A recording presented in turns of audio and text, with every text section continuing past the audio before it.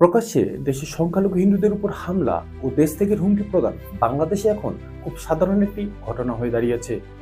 গতকাল সুনামগঞ্জ জেলার সাল্লা উপজেলার দৈনিক আমার দেশের প্রতিনিধি পাবেল আহমেদ নামে জৈনিক এক ব্যক্তির বিরুদ্ধে হিন্দুদের হামলার হুমকি ও ধর্মীয়ভাবে কটূক্তি করার অভিযোগ উঠেছে। গত 2 মে 2025 সালে পাবেল আহমেদ নামের সেই ব্যক্তি তার ফেসবুকে একটি পোস্ট দিয়ে বলেন, সাল্লা উপজেলার হিন্দুরা, বিশেষ করে আমাদের হবিবপুর ইউনিয়নের হিন্দুদের শরীরে তেল বেশি জমে গেছে, সংখ্যায় বেশি হিন্দু হওয়ায় খুব পাওয়ার দেখাইছে।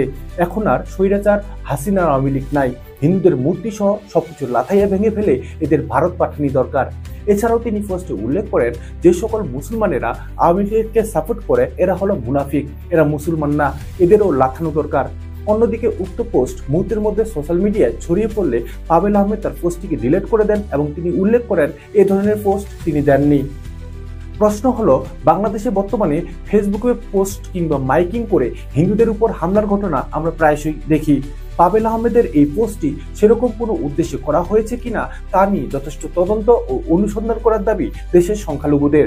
পাশাপাশি অনতিবিলম্বে উক্ত পাবেল আহমেদকে হিন্দুদের দেশ ছাড়ার হুমকি প্রদান ও ধর্মীয় কটূক্তির দায়ে শাস্তি নিশ্চিতেরও দাবি জানান তারা। উল্লেখ্য, সুনামগঞ্জের সাল্লা উপজেলার উক্ত গ্রামে এর আগেও মাইকে ঘোষণা দিয়ে হিন্দুদের উপর হামলা চালিয়েছিল ইসলামিক সন্ত্রাসীরা। গত 17 মার্চ 2021 সালে বিবিসি বাংলার একটি রিপোর্ট প্রকাশিত হয়, যেখানে উল্লেখ করা হয় প্রায় 88টি বাড়িঘর ও কয়েকটি পারিবারিক মন্দিরে হামলা ও লুটপাট চালিয়েছিল সন্ত্রাসীরা। তবে গ্রামবাসীদের অনেকেই জানান প্রায় 400 থেকে 500টি বাড়িঘর ক্ষতিগ্রস্ত হয়েছিল। প্রাণ ভয়ে বাড়িঘর ছেড়ে পালিয়ে গিয়েছিল হিন্দুরা। দরজা ভাঙছে পড়ে আমি দৌড়িয়া বাথরুম গেছি পড়ে বাথরুমে গিয়ে মারছে ভাত গ্লাস পড়ে গেছে আমার বুকটার মাঝে। ওই আমি হচ্ছে বাবা রে শোনা হল তোরা আর মারিস।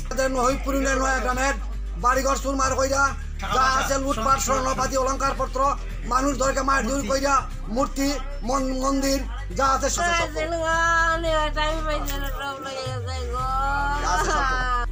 গতকালকে সরাসরি হুমকি ও ধর্মীয় কটূক্তির পর উক্ত এলাকায় সংখ্যালঘুদের মধ্যে এই মুহূর্তে নিরাপত্তাহীনতা ও ভীষণভাবে উত্তেজনা বিরাজ করছে। পাবেল আহমেদের এরকম উস্কানিমূলক পোস্ট ও হুমকির মধ্যে গভীর কোনো ষড়যন্ত্র রয়েছে কিনা তা খতিয়ে দেখে অনতিবিলম্বে পাবেল আহমেদকে আইনের আওতায় নিয়ে এসে সর্বোচ্চ শাস্তি নিশ্চিত করার পাশাপাশি পর্যাপ্ত তদন্ত হওয়া ভীষণভাবে দরকার। বকুল চন্দ্র বর্মন, ভয়েস অফ মাইনরিটিস।